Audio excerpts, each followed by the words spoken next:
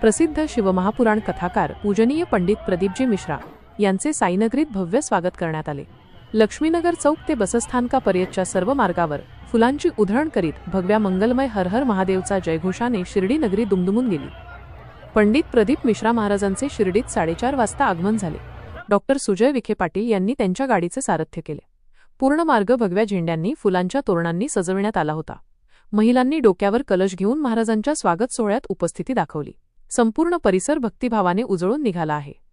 स्वागत सोहळ्यात वारकरी दिंडी, झांज पथक, ढोल पथक तसेच महिलांकडून फुलांची आरती आणि पारंपरिक स्वागत करण्यात आले। महिला मंडळांनी विशेष लाईनमध्ये उभे राहून महाराजांवर पुष्पवृष्टी केली। यावेळी शेकडो भाविकांनी हर हर महादेवच्या जयघोषात महाराजांचे स्वागत करत वातावरण दुमदुमविले।